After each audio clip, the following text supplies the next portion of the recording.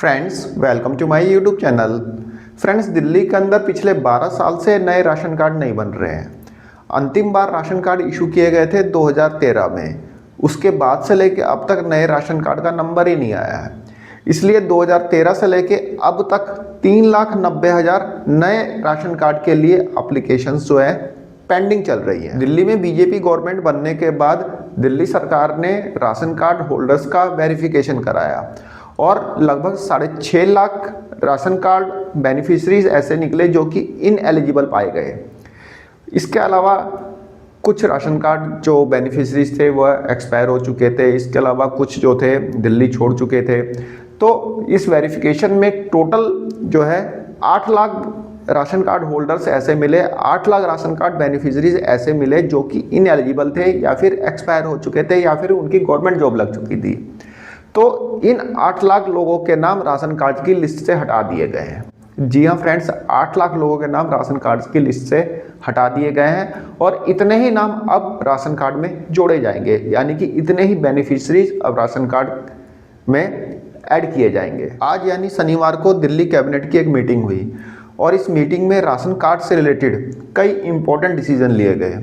Friends, सबसे पहला important decision तो यह लिया गया कि राशन कार्ड में फर्स्ट कम फर्स्ट सर्व को हटा दिया गया। अब ये अच्छा डिसीजन है या बुरा डिसीजन है, ये तो जब आप पूरा इसके बारे में मैं आपको अभी बताऊंगा, आप सुनेंगे तब आप डिसाइड करना कि हाँ भाई कितना अच्छा डिसीजन है या फिर कितना बुरा डिसीजन है। फ्रेंड्स, राशन कार्ड की एप्लीकेशन में क्या होता है कि जैसे आपने 2014 में पहले अप्लाई किया, उसके बाद आपके पड़ोसी ने 2015 में किया, उसके बाद किसी ने 2016 में किया, तो होता क्या था कि राशन कार्ड के स्लॉट्स जैसे जैसे खाली होंगे वैसे वैसे जो जिसने पहले अप्लाई किया है उसके नाम ऐड होते चले जाएंगे। सपोज दैट जिसने 2014 में मतलब अप्लाई किया था उसका नाम पहले जोड़ा जाएगा, 2015 वाले का बाद में जोड़ा जाएगा, 2016 वाले का उसके बाद में जोड़ा जाएगा। कहने का मतलब कि जिसने पहले एप्लीकेशन फिल की है उसका राशन कार्ड पहले बनेगा। लेकिन दिल्ली सरकार ने इस प्रोसेस को पूरी तरह से ख़त्म कर दिया। जी हाँ फ्रेंड्स, अब राशन कार्ड यदि आपने पहले अप्लाई किया हुआ है तो ये मत समझिए कि आपका राशन कार्ड पहले बनेगा। फ्रेंड्स, अब क्या होगा यदि आपने राशन कार्ड के लिए अप्लाई किया हुआ है तो दिल्ली सरकार एक डिस्ट्रिक्ट लेवल कमेटी मतलब फॉर्म कर रही है। डिस्ट्रिक्ट लेवल कमेटी ये जांच करेगी कि आपको राशन कार्ड की कितनी ज़रूरत है, आप उसके लिए एलिजिबल हैं या नहीं है, आपको ज़रूरत है भी या नहीं है। उसके बाद ये डिसीजन लिया जाएगा कि हाँ भाई आपको राशन कार्ड इशू किया जाएगा या नहीं किया जाएगा। और डिस्ट्रिक्ट लेवल कमेटी को चेयर करेंगे डीएम या एडिशनल डीएम, मतलब डिस्ट्रिक्ट मजिस्ट्रेट या एडिशनल डिस्ट्रिक्ट मजिस्ट्रेट, कोई भी चेयर कर सकता है। अब दिल्ली सरकार इसके बारे में बताएगी कौन चेयर करेगा। इसके अलावा इस कमेटी में आपका लोकल विधायक भी होगा, इसके अलावा कुछ ऑफिशियल्स भी होंगे।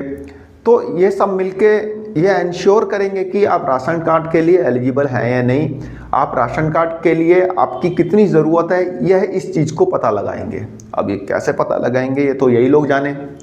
भाई दिल्ली सरकार ने डिसीजन लिया है कि भाई एक डिस्ट्रिक्ट लेवल कमेटी बनाई जाएगी जो कि ये तय करेगी कि राशन कार्ड किसको इशू करना है, उसके हिसाब से राशन कार्ड इशू किए जाएंगे। इसके अलावा दिल्ली सरकार ने राशन कार्ड से रिलेटेड कई एलिजिबिलिटी क्राइटेरिया भी फिक्स किए हैं। जी हाँ फ्रेंड्स, कई एलिजिबिलिटी क्राइटेरिया भी यहाँ पे फिक्स किए गए हैं। फ्रेंड्स, दिल्ली सरकार ने यह तय किया है कि कैटेगरी ए से लेके कैटेगरी ई तक, कैटेगरी ए से कैटेगरी ई तक की कॉलोनीज में यदि आप रहते हैं और आपका अपना मकान है, मतलब आप कैटेगरी ए से लेके ई तक की किसी भी कॉलोनी में आपका कोई भी मकान है या कोई भी दुकान है, तो आप राशन कार्ड के लिए एलिजिबल नहीं होंगे। दूसरी चीज़, यदि आप गवर्नमेंट सर्वेंट हैं तो आपको राशन कार्ड नहीं मिलेगा। यदि आप इनकम टैक्स पेई हैं, आईटीआर फाइल करते हैं, आपको राशन कार्ड नहीं मिलेगा। इसके अलावा जो आपकी फैमिली इनकम होगी वह ईयरली 1,20,000 होगी। पहले ये ईयरली इनकम जो होती थी वह 1 लाख होती थी। मतलब इसमें दिल्ली सरकार ने चेंज किया है कि भाई अब 1 लाख रुपए नहीं होगी, अब 1,20,000 फैमिली इनकम वालों को राशन कार्ड दिया जाएगा। लेकिन एक चीज़ दिल्ली सरकार ने यहाँ पे और जोड़ दी है, भाई फैमिली इनकम कैसे पता चलेगी। पहले क्या होता था, सेल्फ डिक्लेरेशन साइन करके दे दो, काम खत्म। अब क्या है, एसडीएम ऑफिस जाओ, धक्के खाओ, वहाँ से इनकम सर्टिफिकेट लेके आओ। 1,20,000 से कम का इनकम सर्टिफिकेट लेके आओगे तब आपका राशन कार्ड बनेगा। अजीब बात है भाई, सेल्फ डिक्लेरेशन के बिहाफ पे हो जाता था, अब तो भाई आदमी धक्के ही खाता रहेगा। इनकम सर्टिफिकेट लेने जाओ, एसडीएम साहब के पास जाओ, उनके हाथ पैर जोड़ो, विधायक के हाथ पैर जोड़ो। जो गरीब आदमी है वो विधायक के आसपास घूमता रहेगा, इसका मतलब अपने राशन कार्ड बनवाने के लिए। जो उनके चेले चपाटे हैं उनको तो मिल जाएगा राशन कार्ड, लेकिन जो गरीब आदमी कल भी मजबूर था, आगे भी मजबूर ही रहेगा, विधायक के चक्कर लगाता रहेगा, कभी अफसरों के चक्कर लगाएगा। इसमें ह्यूमन इंटरफेरेंस को दिल्ली गवर्नमेंट ने बढ़ावा दिया है। जब सीधा सीधा ऑनलाइन था राशन कार्ड का, तो ये बेफालतू का अड़ंगा खड़ा कर दिया है। बाकी जो सेल्फ डिक्लेरेशन से आपका पेंशन बन जाती है, तो इसमें क्या ज़रूरत थी मतलब इनकम सर्टिफिकेट की।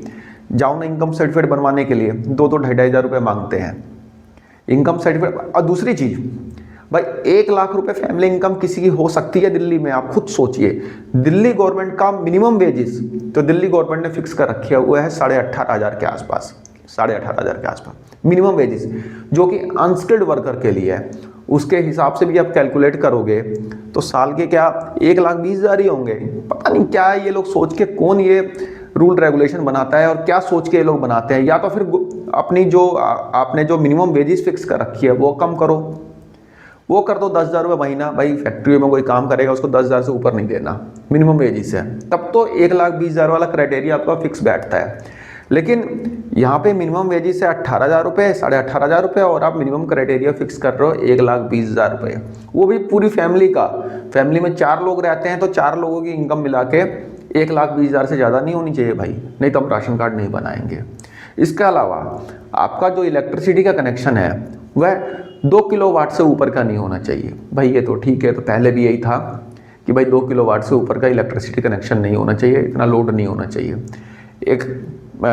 एक और एलिजिबिलिटी ये है कि भाई आपके पास 4 व्हीलर नहीं होना चाहिए। हाँ, जो लोग कैब वगैरह चलाते हैं, जिनके पास अपनी कैब है, उनको छूट मिलेगी इससे, यदि उनके पास कमर्शियल व्हीकल है और वह अपने मतलब एम्प्लॉयमेंट के लिए यूज़ करते हैं तो उनके लिए कोई दिक्कत नहीं है। बाकी दिल्ली गवर्नमेंट के पास या किसी भी गवर्नमेंट के पास वह पूरा मैकेनिज्म है जिससे वह सब कुछ ऑनलाइन चेक कर सकती है। भाई पैन नंबर से आपका पूरा का पूरा पता चल जाएगा कि हाँ भाई कितनी इनकम है कितना नहीं।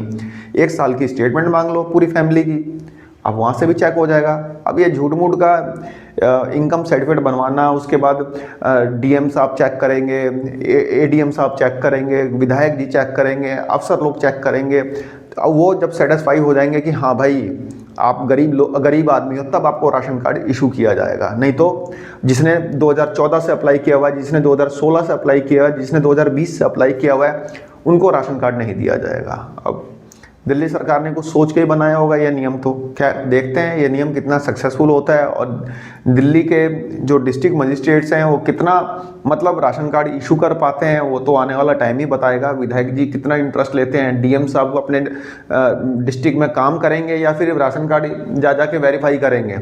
अब देखिए कमेटी कैसे बनती है, कैसे इसको फॉर्म किया जाता है, कौन कौन इसमें शामिल होता है। जैसा कि लेटेस्ट अपडेट मिल पा रही थी मैंने आपके साथ शेयर कर दिया। बाकी एक गुड न्यूज़ यही है कि दिल्ली के अंदर अब जल्दी ही राशन कार्ड बनना स्टार्ट हो जाएंगे।